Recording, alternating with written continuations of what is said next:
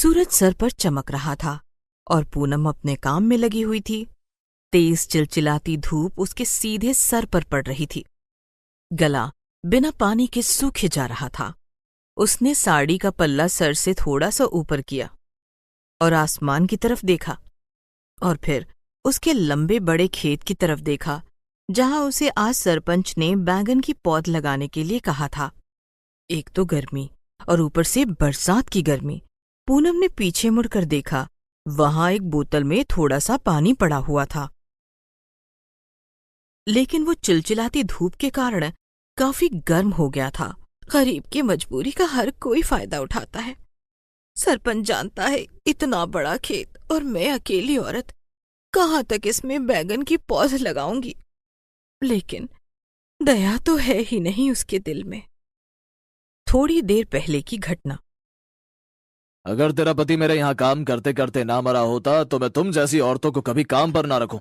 वो तो सभी गांव वालों का दबाव मेरे ऊपर आ गया कि अकेली औरत कहाँ कहाँ काम ढूंढते फिरेगी। आप ही इसे काम दे दो। मेरे घर में नौकरों की फौज है और खेतों में तू भला क्या काम करेगी। जाए बैंगन के पौधे उठा और सारे खेत में लगा दे।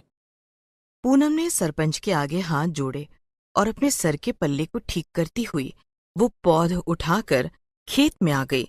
पिछले महीने पति के गुजर जाने के बाद पूनम के कंधों पर पूरे परिवार का बोझ आ गया।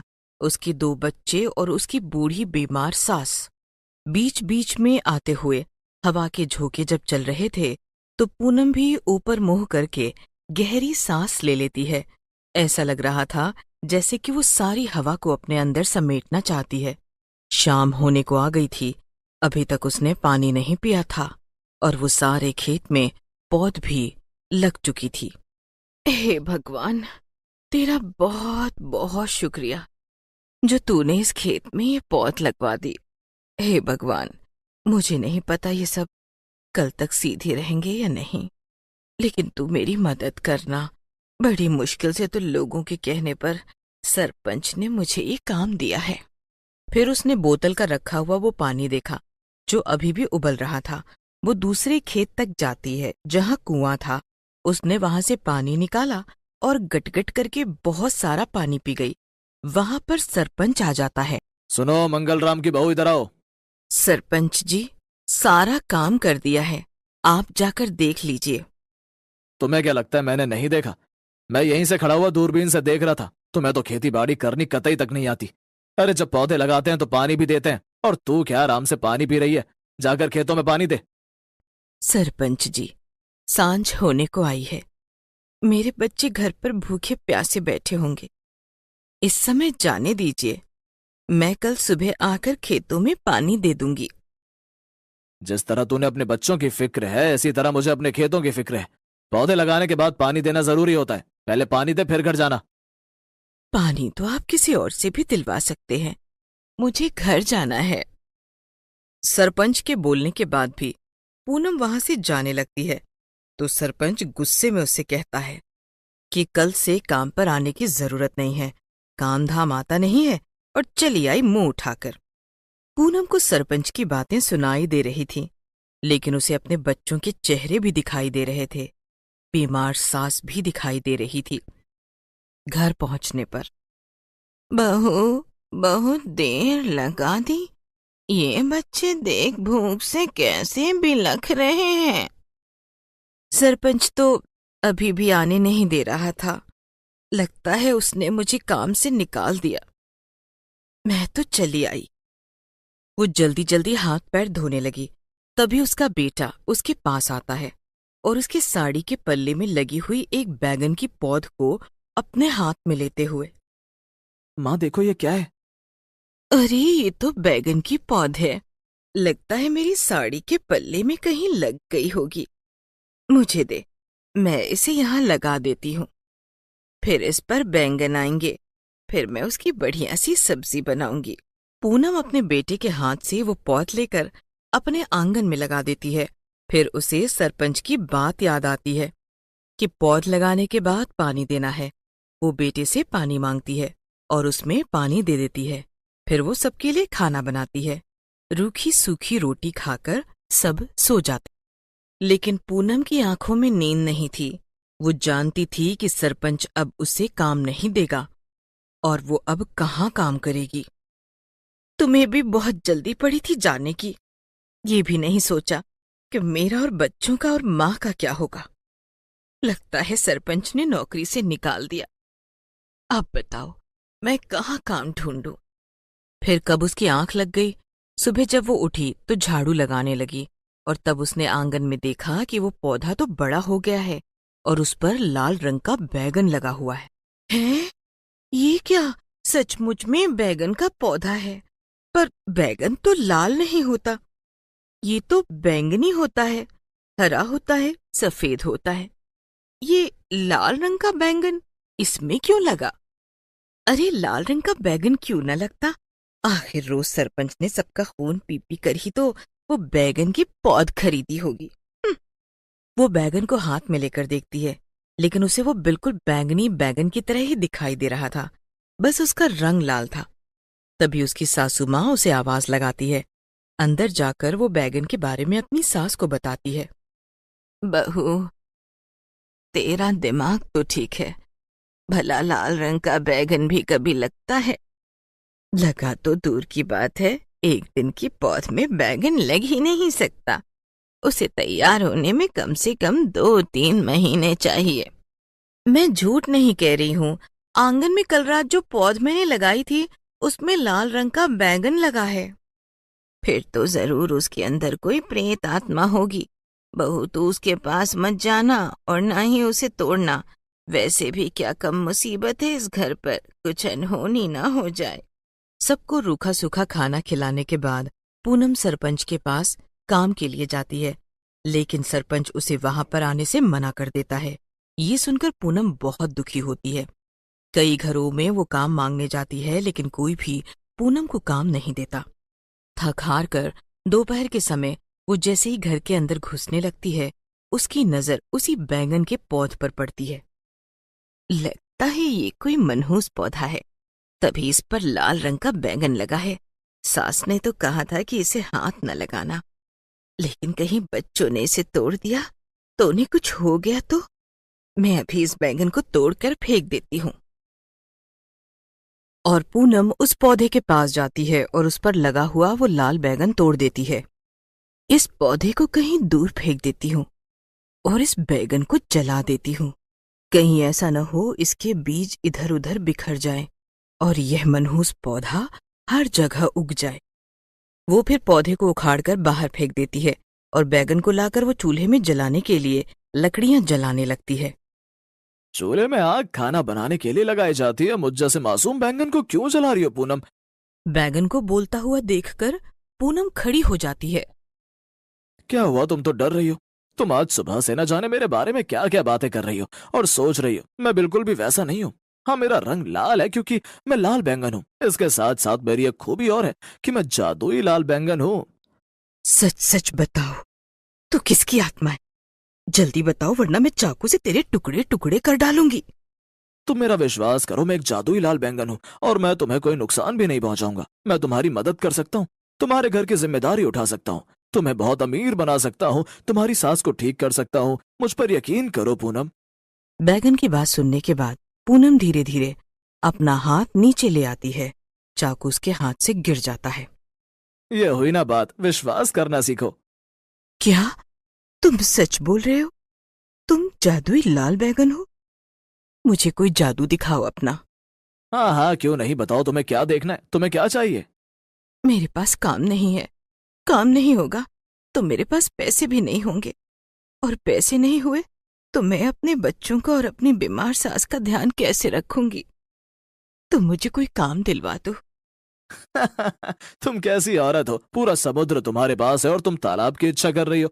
तुम मुझसे काम मांग रही हो, जबकि तुम मुझसे कुछ भी मांग सकती हो। जैसे कि तुम इस घर को आलीशान बनवा सकती हो, तुम अपने लिए सोना चांदी मांग सकती हो, अपने बच्चों के लिए जिंदगी भर के लिए धन दौलत मांग सकती हो, तुम चाहो तो पूरे गांव पर राज कर सकती हो। ना बाबा ना, मुझे किसी पर राज नहीं करना। मैं तो अपने बच्चों के साथ ही खुश हूँ। मेरा परिवार खुश रहे, स्वस्थ रहे, और मुझे इससे ज्यादा कुछ भी नहीं चाहिए। तो ठीक है, मैं तुम्हारी इतनी मदद तो कर ही सकता हूँ। और फिर देखते ही देखते सब कुछ बदलना शुरू हो गया। पूनम का घर बदल गया। वो अब आलीशान घर था। उसकी बीमार सास भली चंगी हो गई। उसके बच्चे जिनके तन पर फटे पुराने कपड़े थे, वो अब महंगे और चमकदार कपड़ों में थे। घर में ऐश्वर्य ही ऐश्वर्य दिखाई दे रहा था। सारा परिवार यह चमत्कार होते हुए अपनी आंखों से देख रहा था और उन्हें अपनी आंखों पर यकीन नहीं हो रहा था। बस बस बस, ये तो इतना सारा हो गया है। इतना ही बहुत है। मुझे और कुछ नहीं चाहिए। मैंने तुम्हें मेहनत करते हुए देखा है। तुम्हें पता है मेरे ये लाल रंग क्यों है? तुम जब जब अपनी साड़ी के पल्ले से अपना पसीना पहुंच रही थी, तुम्हारे पसीने की बूंद पौधे को लग रही थी और उस पसीने की गर्मी से मैं लाल रंग का बन गया। मैं तुम्हें छोड़कर कभी नहीं जाऊंगा। मैं हमेशा तुम्हारे पास ही रहूंगा और जब जब तुम्हें मेरी जरूरत होगी मैं हमेशा तुम्हारी मदद करूंगा। अब पूनम का परिवार बहुत ही खुश था। बच्चे अच्छे स्कूल में जाने लगे थे। पूनम के पास बड़े बड़े खेत थे जिसमें गांव के गरीब किसान काम करते थे और पूनम उन पर कोई अत्याचार भी नहीं करती थी। ये सब कुछ तुम्हारी वजह से हुआ है जादुई लाल बैगन। पता नहीं मैंने कौन से अच्छे काम किए होंगे जो तुम मुझे मिले। और मैं भी बहुत खुश नसीब हूं जो मुझे तुम जैसी अच्छी दिलवाली माँ मिली है। तभी पूनम लाल बैगन को अपने हृदय से लगा लेती है। बहुत समय पहले की बात है। किशनपुर नाम के गांव में गोपाल एक गरीब आदमी अपने परिवार के साथ रहता था। उसके घर में उसकी पत्नी, एक 5 साल की बेटी और उसकी बूढ़ी माँ रहती थी। वो जमींदार जी के खेत में सब्जियां उगाने का काम किया करता था। उसी से उसे जो थोड़े बहुत पैसे मिलते थे, उनसे ही वो अपने परिवार के लिए 2 वक्त की रोटी कमाया करता था। सेठ जी, पूरा महीना हो गया, आप मुझे इस महीने की पगार दे दीजिए। हाँ, ये ले। ये क्या है सेठ जी? ये तो सिर्फ 3,000 रुपए है। मेरी पगार तो पूरे 5,000 रुपए है। 5,000 पगार तब है जब तू दिन और रात मेरे इस खेत पर काम करेगा। दिन के सिर्फ 12 घंटे काम करने के मैं तुझे इतने पैसे थोड़े ही दूंगा। ये आप क्या कह रहे हैं सेठ जी? भला कोई इंसान 24 घंटे कैसे काम कर सकता है? पगार तो हमेशा 10 से 12 घंटे काम करने की ही मिलती है। हाँ, तो जा, जहां ऐसा होता है वहां पर जाकर काम कर ले। मेरे यहां तो ऐसा ही होता है। काम करना है तो कर, वरना निकल यहां से। देखिए सेठ जी, मुझे अपनी पगार से अपने घर का राशन, अपनी माँ की दवाइयां, अपनी बेटी के स्कूल की फीस भी भरनी है। आप मेरे साथ ऐसा मत कीजिए। एक बार बोला ना तुझे इससे ज्यादा पगार नहीं मिलेगी, तो क्यों मेरा दिमाग खराब कर रहा है? चुपचाप जाता है या अभी अपने आदमियों को बुलाकर तेरी खातिरदारी करवाऊं?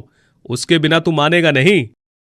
अपने सेठ की ऐसी बातें सुनकर गोपाल चुपचाप 3,000 रुपए लेकर अपने घर आ जाता है।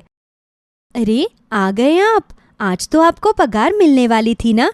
लाइए, मुझे पैसे दे दीजिए। मैं जाकर घर का राशन और माँ जी के लिए दवाइयाँ लेकर आ जाती हूँ। गोपाल अपनी पत्नी के हाथ में पैसे रख देता है।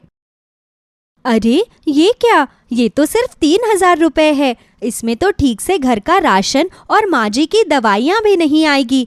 आपने रिया के स्कूल की फीस अपने पास ही रख ली है क्या? नहीं सुनीता, इस बार सेठ जी ने मुझे इतने ही पैसे दिए हैं। वो बहुत कंजूस है और चालाक भी। उन्होंने मुझे मेरी मेहनत का भी पूरा पैसा नहीं दिया। जब मैंने उनसे बाकी के पैसे मांगे तो कहने लगे कि अगर पूरे पैसे चाहिए तो दिन के 24 घंटे यहीं पर काम कर। काश मुझे कोई और काम मिल जाता तो मुझे ऐसे अत्याचारी सेठ के यहाँ काम न करना पड़ता। चिंता मत कीजिए जी, आपने भगवान से प्रार्थना की है तो भगवान आपकी जरूर सुनेंगे। देखना, जल्द ही हमारे पास कोई हल निकल कर आएगा और आपको उस बुरे सेठ के यहाँ पर काम नहीं करना पड़ेगा। जब तक मैं सब्जी और आटा लेकर आती हूँ, आप घर का जरा ध्यान रखिए। ठीक है। सुनीता कुछ पैसे लेकर बाजार में आटा और सब्जी लेने जाती है। भैया, ये सब्जी कितने की दी? पालक की गुच्छी 10 की है, मटर 100 रुपए किलो है, गोभी 50 की एक है और आलू जो है वो 20 रुपए किलो है। इन सब्जियों में से तो बस आलू और पालक ही थोड़े सस्ते हैं। आप मुझे 1 किलो आलू के साथ 1 गुच्छा पालक दे दीजिए। आज घर पर सबके लिए आलू पालक की सब्जी ही बना दूंगी। सुनीता सब्जी वाले को सब्जी के पैसे देकर आगे आ जाती है। तभी एक बूढ़ी औरत अपने ठेले पर कुछ बैंगन रखकर बेच रही थी। वो सुनीता को आवाज लगाती है। बेटा, ये बैंगन बहुत ही ताज़ा है, तुम ये बैंगन खरीद लो। लेकिन माँ जी, मैंने तो अभी अभी बाजार से सब्जी खरीदी है, मैं कल आपके यहाँ से बैंगन खरीद लूंगी। बेटा, आज मेरी बिल्कुल भी बिक्री नहीं हुई, मुझे अपने पति के लिए दवाइयाँ खरीदनी है। तुम ये बैंगन खरीद लोगी तो मेरे पति की एक दिन की दवाई आ जाएगी। चिंता मत करो, ये बैंगन बिल्कुल ताज़ा है, 3-4 दिन भी बिल्कुल खराब नहीं होंगे। लेकिन माँ जी, इन बैंगनों का रंग तो बिल्कुल लाल है, मैंने तो आज से पहले कभी लाल रंग के बैंगन नहीं देखे। बेटा, ये मेरे खेत के खास बैंगन हैं जो साल में एक ही बार उगते हैं, और ये जिसके भी पास जाते हैं उन्हें बहुत खुशी देते हैं। तुम इन्हें ले जाओ, तुम्हारे घर में भी बहुत खुशहाली आ जाएगी। लगता है ये माँ जी इन बैंगनों को बेचने के लिए ऐसा बोल रही है, वरना अगर ये लाल बैंगन सचमुच खुशहाली लेकर आते तो ये माँ जी इन्हें मुझे क्यों बेचती, इन्हें अपने घर ही ना ले जाती। अरे बेटा, तुम मन मन में क्या सोचने लग गई? कुछ नहीं माँ जी, ये बैंगन कितने रुपए के हैं? ये सारे बैंगन तुम 40 रुपए में ले जाओ बेटा, इतने पैसों में मेरे पति की दवाई आ जाएगी। लेकिन मेरे पास भी सिर्फ 40 ही रुपए बचे हैं, अगर मैंने इन पैसों से बैंगन खरीद लिए तो घर पर दूध नहीं ले जा पाऊंगी। लेकिन कोई बात नहीं, एक दिन घर में दूध नहीं आएगा तो कोई बात नहीं, कम से कम इन बूढ़ी अम्मा के पति की दवाई तो आ जाएगी। ये लीजिए माँ जी, आपके 40 रुपए, आप मुझे ये सारे बैंगन दे दीजिए। तुम्हारा बहुत बहुत धन्यवाद बेटा, तुम बहुत ही नेक दिल की हो, ये लाल बैंगन तुम्हें बहुत खुशी दे। सुनीता उन लाल बैंगनों को लेकर अपने घर पर आ जाती है। माँ, जल्दी से मुझे थोड़ा सा दूध दे दो ना, मुझे बहुत तेज भूख लगी है। माफ करना बेटा, लेकिन आज घर में दूध नहीं है। तुम्हें भूख लगी है ना? मैं अभी सबके लिए खाना ही बना रही हूँ, तुम बस थोड़ी देर बैठो, मैं आलू बैंगन की सब्जी और रोटी बनाकर बस अभी लाती हूँ। ठीक है माँ। सुनीता सब्जी बनाने के लिए लाल बैंगनों को धोने के लिए जाती है, लेकिन वो जैसे ही पानी का नल चालू करती है तो उसे एक आवाज सुनाई देती है। अरे अरे अरे, जल्दी से इस पानी के नल को बंद करो, मुझे बहुत सर्दी लग रही है। अरे, ये आवाज कहाँ से आ रही है? यहाँ तो मेरे अलावा और कोई भी नहीं है, कहीं रिया तो मेरे साथ कोई मजाक नहीं कर रही? सुनीता इधर उधर देखती है, लेकिन उसको वहां पर कोई भी नजर नहीं आता, तो वो नल बंद करके अंदर सब्जी बनाने चली जाती है। जल्दी से खाना बना देती हूँ, सबको बहुत जोर से भूख लगी है। सुनीता जैसे ही लाल बैंगन को काटने के लिए अपने हाथ में उठाती है, वैसे ही लाल बैंगन उसके हाथ से उछलकर नीचे जमीन पर गिर जाता है। अरे, मैं अभी अभी तो इन बैंगनों को धोकर लाई थी, और ये है कि अपने आप उछलकर जमीन पर गिर रहे हैं। मुझे जल्दी से सब्जी काटने दो, मुझे सबके लिए खाना बनाना है। अरे, अगर तुम हमें काट दोगी तो हमारी सारी जादुई शक्तियां खत्म हो जाएंगी। अरे, फिर से वही आवाज, आखिर ये आवाज बार बार आ कहां से रही है?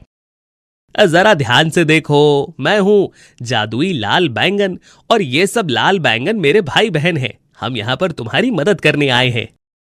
सुनीता जैसे ही उन लाल बैंगनों की तरफ देखती है तो वो हैरान रह जाती है, क्योंकि उन सभी के छोटे छोटे हाथ पैर और 2 प्यारी प्यारी आंखें भी थी। हे भगवान, ये उस बूढ़ी अम्मा ने मुझे कैसे बैंगन दे दिए? इन सब के तो हाथ पैर है, कहीं ये सब कोई भूत तो नहीं है? अरे नहीं नहीं, हम कोई भूत वूत नहीं है, हम तो जादुई लाल बैंगन हैं। हम परलोक से आए हैं। वो बूढ़ी अम्मा कोई आम इंसान नहीं थी, बल्कि परी लोक की परी थीं। वो बहुत बार पृथ्वी लोक पर जाकर लोगों की परीक्षाएं लेती हैं। जो भी व्यक्ति उनकी परीक्षा में सफल हो जाता है, वो हमें उनके पास भेज देती हैं, ताकि हम उनके पास जाकर उन लोगों की मदद कर सकें। लेकिन तुम तो सिर्फ बैंगन हो, तुम भला मेरी मदद कैसे कर सकते हो? हमने तुमसे कहा ना कि हम कोई आम बैंगन नहीं है, हम जादुई लाल बैंगन हैं। तुम हमसे जो भी मांगना चाहती हो मांग सकती हो, हम तुम्हें सब कुछ देंगे। अच्छा, तो फिर तुम मेरे परिवार के लिए अच्छा सा खाना बना दो। घर में सभी को बहुत भूख लगी है और अब खाना बनाने का समय भी नहीं बचा है। मेरे घर वालों ने वैसे भी बहुत समय से कुछ अच्छा नहीं खाया, तो तुम उनके लिए स्वादिष्ट पकवान बना दो। ठीक है सुनीता, मैं अभी तुम्हारे परिवार के लिए स्वादिष्ट खाना बनाकर तैयार करता हूँ।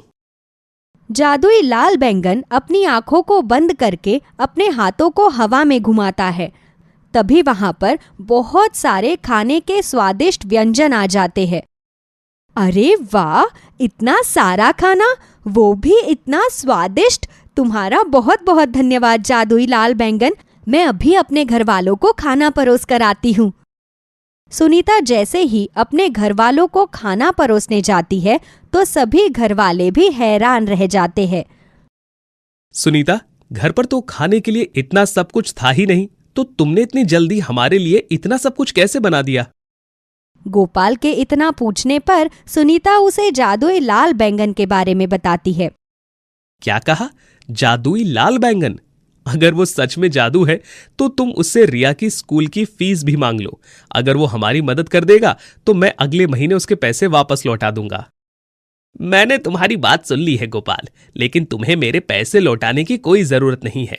मैं तो यहां पर वैसे भी तुम्हारी मदद करने ही आया हूं। मैं अभी दे देता हूं पैसे।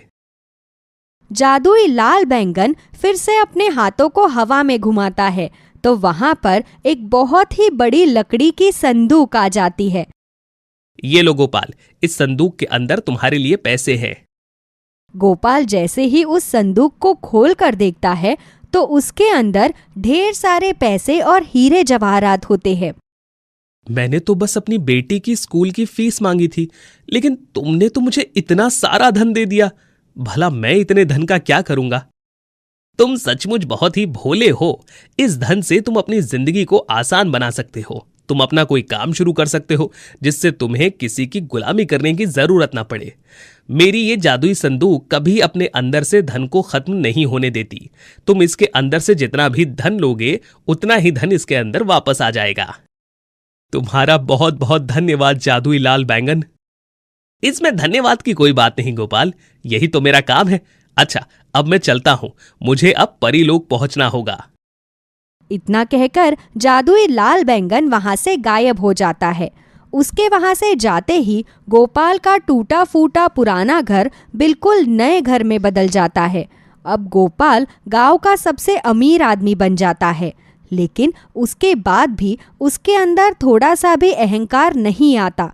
जब भी कोई गरीब या ज़रूरतमंद उसके पास मदद मांगने आता है तो वो किसी को भी मदद के लिए मना नहीं करता। इसलिए वो जादुई लाल बैंगन के जादू से दिन दोगुनी और रात चौगुनी तरक्की करता है। महिपाल जब 11-12 साल का था तब उसके पिताजी ने एक कटहल का पेड़ अपने आंगन में लगाया था। आंगन बहुत ज्यादा बड़ा नहीं था, इस वजह से उसके माँ और पिताजी के बीच उस कटहल के पेड़ को लेकर बहुत बहस हुई। नए नए शौक पाल रखे हैं आपने, छोटा सा आंगन है, उसमें इतना बड़ा कटहल का पेड़ लग जाएगा, फिर हम लोग घुटन भरी जगह पर रहेंगे। अब इतना भी छोटा आंगन नहीं है। कटहल का पेड़ ऊपर जाकर बड़ा होगा, नीचे से ही बड़ा नहीं हो जाएगा। इसलिए तुम अपने आंगन की चिंता मत करो। बस ये देखो कि जब वो बड़ा हो जाएगा उस पर ढेर सारे कटहल लगेंगे। और तुम्हें तो पता ही है कि मुझे कटहल की सब्जी कितनी पसंद है। अरे कटहल की सब्जी पसंद है तो उसका मतलब कटहल का पेड़ लगा दोगे? फिर एक काम क्यों नहीं करते, सारे घर में सारी सब्जियां उगाकर छोड़ दो, खाते रहना बैठकर। माँ गुस्से में घर का काम करने लगी थी और पिताजी कटहल के पेड़ में पानी देने लगे। धीरे धीरे वो कटहल का पेड़ बड़ा होने लगा, वो 2 शिराओं में बंट गया। फिर इस बात पर भी घर में बहुत बहस हुई। अभी के अभी उस कटहल के पेड़ को काटो, देखो तो 2 शिराओं में बंट गया है। देखो, पेड़ तो किसी कीमत पर नहीं कटेगा। जब मैं मर जाऊंगा तब काट देना। कितना अच्छा लगता है, ऐसा लग रहा है जैसे 2 पेड़ हमारे आंगन में लगे हैं। महिपाल भी तब तक काफी बड़ा हो चुका था। रोज रोज अपने माता पिता को कटहल के पेड़ के लिए लड़ता हुआ देखकर वो भी गुस्से में आ जाता था। और एक दिन तो वो घर से बाहर निकलते वक्त पेड़ के पास ही रुक जाता है। जिंदगी खराब हो गई है जिस दिन से तुम इस घर में आकर लगे हो। इतना झगड़ा तो माँ बाप का अपने बारे में भी नहीं होता जितना तुम्हें लेकर होता है। पर बस एक बात अच्छी है, तुम्हारे लगने के कारण मुझे कभी इतनी डांट नहीं पड़ी और ना ही मार। ये कहकर महिपाल वहां से चला जाता है।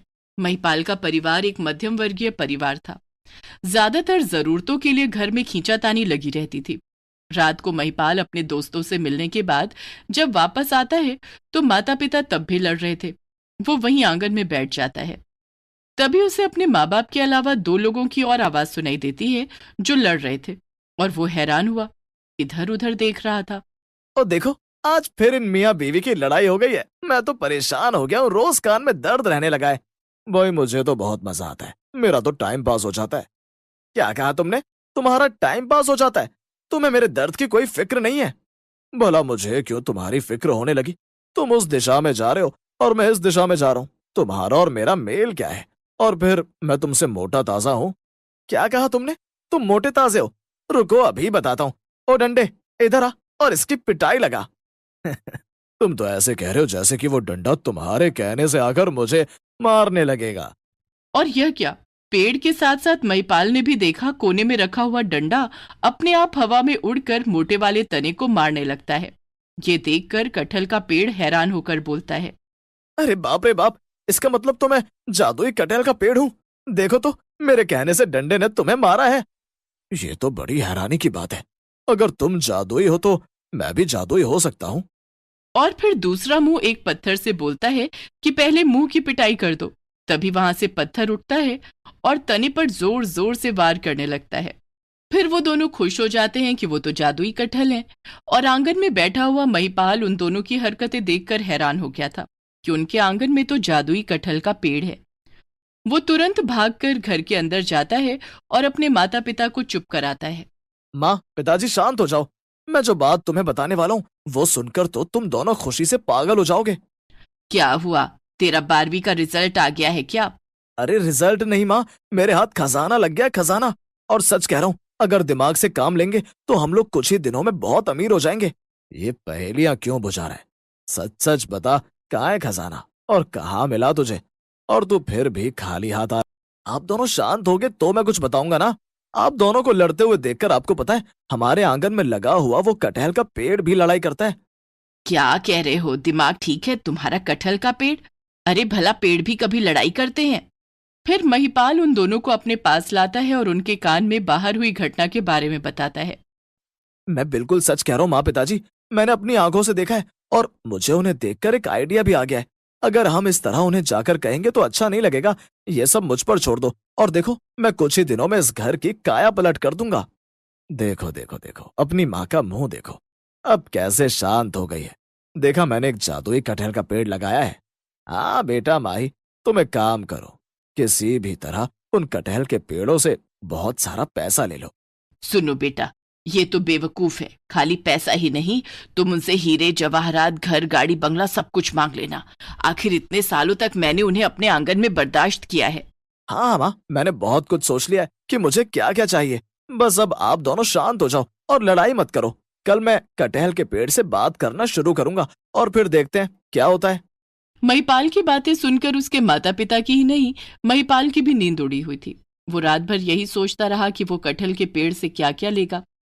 अगले दिन शाम को उसके माता पिता फिर से लड़ने लगते हैं और वो बाहर जाकर बैठ जाता है और कटहल के पेड़ को देखकर बोलता है, तुम्हारी वजह से मेरे माता पिता इतने सालों से लड़ाई कर रहे हैं। काश तुम्हारे अंदर कोई खूबी होती और मैं अपने माता पिता को चुप करा सकता। ओहो, देखो तो, ये बच्चा आज कितना परेशान है। हमें इसके लिए कुछ करना चाहिए। हाँ, तुम सही कह रहे हो, लेकिन मैं तुमसे ज्यादा इसके लिए कुछ करूंगा। आखिर मैं तुमसे मोटा ताजा जो हूं। ये सुनकर पहले कटहल के मुंह को गुस्सा आ जाता है और वो सीधा महिपाल से बोलता है, महिपाल, तुम परेशान क्यों हो रहे हो? इधर देखो, मैं ये कटहल के पेड़ का पहला मुंह बोल रहा हूँ। तुम्हें अपने माता पिता को चुप कराना है तो बताओ, मैं तुम्हें क्या दूं? महिपाल हैरान होने की एक्टिंग करता है और वो फिर पहले मुंह से बोलता है, हे भगवान, इसका मतलब तुम लोग जादुई हो। चलो, ये तो अच्छी बात है। तो तुम एक काम करो, एक बड़ी सी सुंदर सी हीरे की अंगूठी दे दो। मैं पिताजी को दे देता हूँ, पिताजी माँ को देंगे तो वो बहुत खुश हो जाएंगी। नहीं नहीं, मैं जानता हूँ औरत एक चीज से खुश नहीं होगी। मैं तुम्हें ये हीरो का हार देता हूँ, ये तुम अपनी माँ को दे दो। लगता है तुम अपने आप को ज्यादा ताकतवर समझ रहे हो। रुको महिपाल, बताओ तुम्हें क्या चाहिए? अब तुम्हें तो पता ही है मेरी माँ को कितना गुस्सा आता है और उन्हें कितनी सारी चीजें चाहिए होती हैं। तो मैं तुम्हें बताता हूँ और तुम मुझे वो सारी चीजें देते रहो। मुझे लगता है तुम ही मेरी बात को अच्छे से समझ पा रहे हो। क्या कहा तुमने? नहीं नहीं, ऐसी कोई बात नहीं है। मैं भी तुम्हारी सारी बात को समझ रहा हूँ। तुम मुझे बताओ तुम्हें क्या चाहिए, मैं उससे ज्यादा दूंगा। ये सुनते ही महिपाल खुश हो जाता है और वो कभी पहले मुंह से तो कभी दूसरे मुंह से बोल बोल कर एक दूसरे को एक दूसरे के सामने नीचा दिखाने की कोशिश करता रहा और उनसे बहुत सारी चीज ले ली। पूरा आंगन कीमती हीरे जवाहरातों से भरा हुआ था। देखा तुमने, ये सब कुछ तुमसे संभाला भी नहीं जाएगा। मैंने तुम्हें इतना दे दिया है। उधर अंदर महिपाल के माता पिता एक खिड़की से सब कुछ देख रहे थे और खुश हो रहे थे। फिर महिपाल सारा सामान घर के अंदर ले जाता है और वो तीनों बहुत खुश थे। कुछ ही दिनों में उन्होंने एक बड़ा घर खरीद लिया।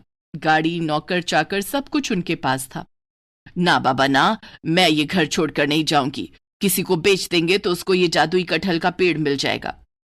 अरे बाबा, आज तो तुम्हें बड़ा प्यार आ रहा है इस कटहल के पेड़ पे। हाँ, अब तीनों अपने नए बड़े घर में जाना तो चाहते थे, लेकिन जादुई कटहल के पेड़ को यहाँ पर छोड़ना भी नहीं चाहते थे।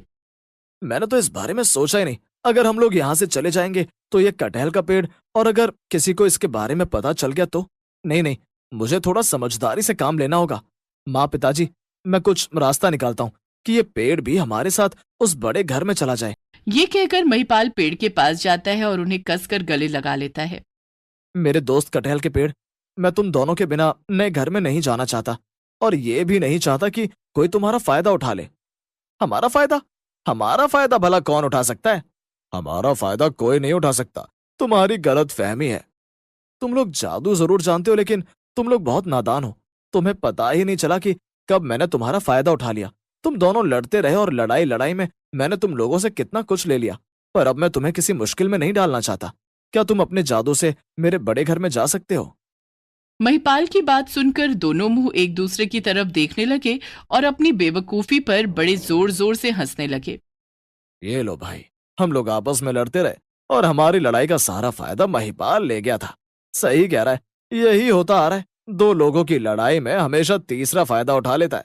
पर महिपाल, तुम अच्छे हो, तुम हमें किसी मुसीबत में नहीं डालना चाहते। हाँ हाँ, हम तुम्हारे साथ तुम्हारे बड़े घर में जाएंगे। ये सुनकर महिपाल मन ही मन खुश होता है और कहता है कि देखो, आज फिर मैंने अपनी चालाकी से इन्हें अपने साथ कर लिया। महिपाल की चालाकी से उसके माता पिता भी बड़े खुश होते हैं। वो लोग अपने बड़े घर में शिफ्ट हो जाते हैं और जब भी उन्हें जरूरत पड़ती वो महिपाल को जादुई दो मुंह वाले कटहल के पास भेज देते और उनकी सारी जरूरतें पूरी हो जाती। सुमन कब से आलोक की राह देख रही थी। उसका बेटा कुणाल ट्यूशन से वापस आ चुका था। कुणाल बेटा, अपने पापा को फोन करके पूछो कहाँ रह गए वो। इतनी देर तो वो कभी नहीं लगाते। आते ही होंगे मम्मी। आपको कुछ चाहिए तो मुझे बता दो। नहीं बेटा, मुझे कुछ नहीं चाहिए। ये कहकर सुमन दरवाजे की तरफ देखने लगती है। आलोक को गए 2 घंटे हो गए थे। इतनी देर तक वो कभी भी सुमन को अकेला नहीं छोड़ता था, जब से सुमन व्हील चेयर पर आई थी। ये बात तकरीबन 8 महीने पहले की है। एक दिन आलोक, कुणाल और सुमन फिल्म देखने के लिए गए हुए थे। हॉल से निकलने के बाद आलोक अपनी गाड़ी पार्किंग से लेने के लिए जा ही रहा था कि एक तेज रफ्तार गाड़ी उसकी तरफ आ रही थी। वो अपनी जेब से चाबी निकालने में व्यस्त था। तभी सुमन की नजर उधर जाती है। वो आलोक का हाथ खींचने के चक्कर में गाड़ी की चपेट में आ जाती है और उसकी कमर पर बहुत तेज चोट लगने के कारण उसकी कमर की हड्डी टूट जाती है। तब से वो व्हीलचेयर पर ही थी और आलोक उसका बहुत ख्याल रखता था। दरवाजे की घंटी बजती है। कुणाल दरवाजा खोलने के लिए जाता है। पापा कहाँ रह गए थे? मम्मी कब से परेशान हो रही हैं। बस बेटा, थोड़ी देर हो गई। आलोक सुमन के पास जाता है। कहाँ रह गए थे? तुम्हें पता है मुझे कितनी घबराहट हो रही थी। हाँ, थोड़ी देर हो गई एक्चुअली। मेरा एक दोस्त मिल गया था। उसने फिर एक डॉक्टर के बारे में बताया तो मैं उसके साथ वहां चला गया। तुम भी ना, शहर के सबसे बड़े डॉक्टर ने मना कर दिया है कि अब मैं कभी भी अपने पैरों पर खड़ी नहीं हो सकती, और तुम हो कि आए दिन किसी न किसी डॉक्टर के पास चले जाते हो।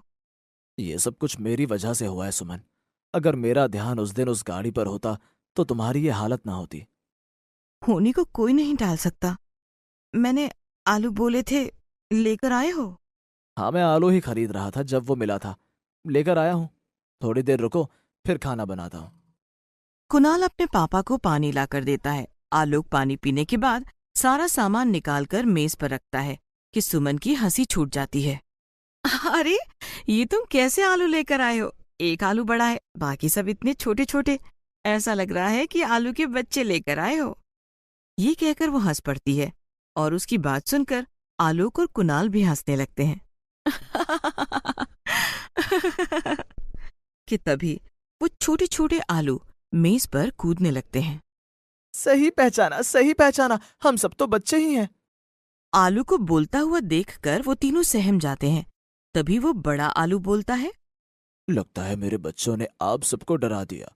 कितना भी मना करो, ये लोग शैतानी करने से बाज नहीं आते। असल में एक जादुई आलू हूं और ये मेरे छोटे छोटे बच्चे हैं। "आह, जादुई आलू? आलू के बच्चे? हे भगवान, ये मैं क्या सुन रही हूँ? तुमने सुना आलोक?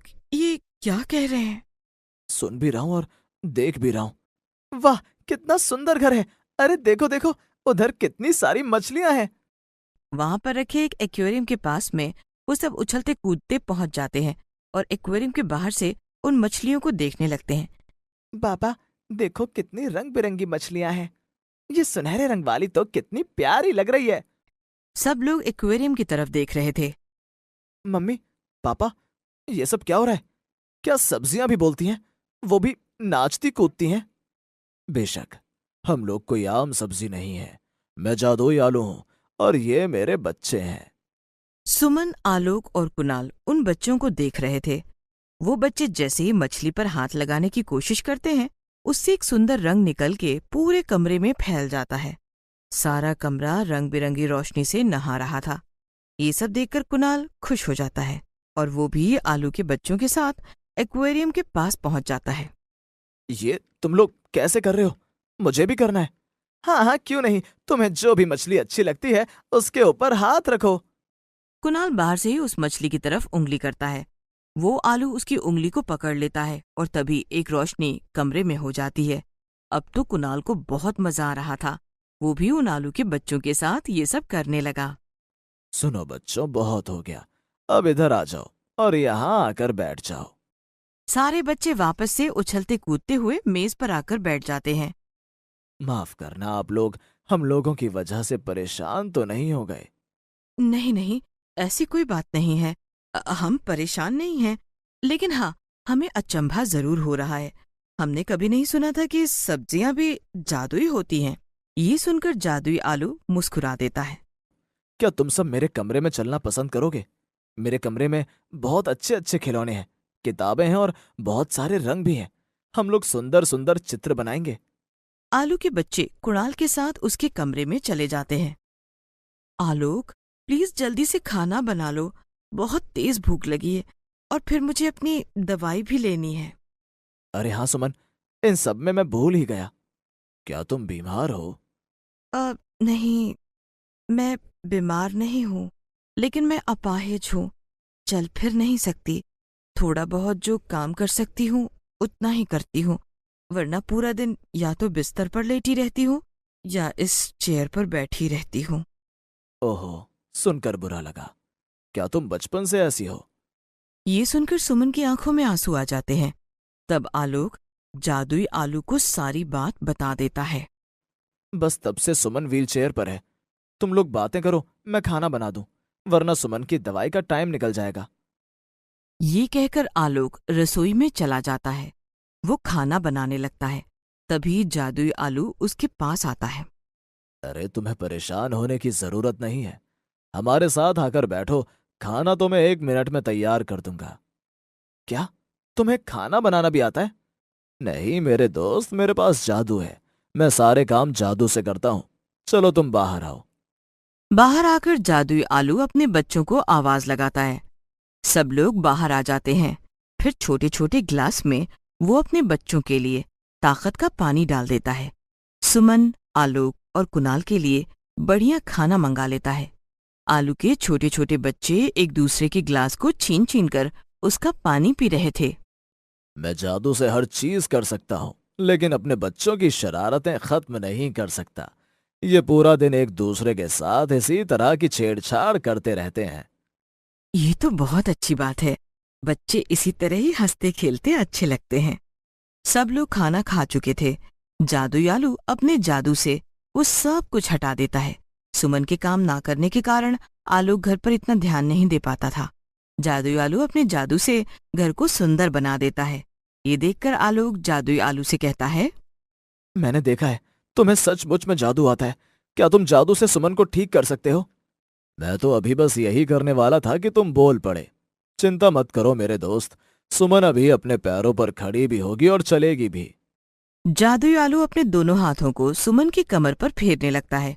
उसमें से निकलती हुई सुनहरी रोशनी सुमन की कमर के अंदर जा रही थी, और जैसे जैसे वो रोशनी अंदर जा रही थी, सुमन सीधी होकर बैठ गई और फिर एकदम से खड़ी हो गई और फिर इधर उधर चलकर देखने लगी। आह, मैं ठीक हो गई हूँ आलोक, देखो। अ, कुणाल देखो, मैं ठीक हो गई हूँ। मैं ठीक हो गई हूँ। थैंक यू सो मच जादुई आलू। आलोक खुश होकर सुमन को गले लगा लेता है। कुणाल भी अपनी माँ के गले लगकर बहुत खुश होता है। बाबा बाबा देखो, ये कैसे रो रही है। भला कोई खड़ा होने पर भी रोता है? मेरे बच्चों, ये बहुत दिनों से खड़ी नहीं हुई थी। इनको कमर में चोट आई थी। आज जब ये खड़ी हुई हैं तो ये इसलिए खुश हैं और रो रही हैं। तुम अभी छोटे हो, जब बड़े हो जाओगे इन सब बातों को समझने लगोगे। बाबा, आपने इनको जादू से ठीक कर दिया, तो हमें अपने जादू से बड़ा कर दो। ओ मेरे प्यारे बच्चों, ये जादू तुम लोगों पर इस तरह काम नहीं करेगा। तुम्हें अपने हिसाब से ही बड़ा होना होगा, और जब तुम बड़े हो जाओगे तो तुम खुद मेरी तरह जादुई आलू बन जाओगे। मैं वो शब्द कहाँ से लेकर आऊं जिससे मैं तुम्हारा धन्यवाद कर सकूं? भगवान ने लगता है तुम्हें मुझे ठीक करने के लिए ही यहाँ भेजा है। और तुम्हारे बच्चे सचमुच में बहुत प्यारे हैं। कितनी प्यारी बातें करते हैं। तभी आलोक के फोन पर एक फोन आता है और वो परेशान हो जाता है। क्या हुआ आलोक, तुम परेशान क्यों हो गए? किसका फोन था? कुछ नहीं, मेरे दोस्त का फोन था। उसे मैंने जॉब के लिए बोला था। जहां बात करी थी उसने मना कर दिया। अच्छा कोई बात नहीं, तुम परेशान मत हो। मैं अब ठीक हो गई हूं ना। तुम सब अपनी तरफ ध्यान दो और कहीं न कहीं तुम्हें जॉब जरूर मिल जाएगी। तुम अपना काम क्यों नहीं करते? अब तुमसे मैं क्या छुपाऊं? जब बुरा वक्त आता है तो हर तरफ से मार पड़ती है। मेरी जॉब चली गई, कितना पैसा इलाज में चला गया। बस थोड़े बहुत पैसे बचे हैं, वो भी कुणाल की फीस वगैरह के लिए। परेशान मत हो मेरे दोस्त, तुम्हारे पास जादुई आलू है ना? बाबा, हमें भी जादू दिखाना है। हाँ हाँ, क्यों नहीं, आओ सब मेरे हाथ पकड़ो। तभी सारे बच्चे अपने बाबा का हाथ पकड़ लेते हैं और जादुई आलू आलोक को ढेर सारा पैसा देता है। अब तुम अपना काम शुरू करो। आलू के बच्चे ये सब देखकर बहुत खुश होते हैं और आलोक, सुमन और कुणाल भी। फिर जादुई आलू अपने बच्चों के साथ वहां से चला जाता है। आलू काम शुरू करता है। जल्दी ही उसे अपने काम में बहुत तरक्की मिलती है, जिससे अब आलोक और उसका परिवार सभी खुश थे। वो हमेशा जादुई आलू और उसके प्यारे प्यारे बच्चों को याद करते थे।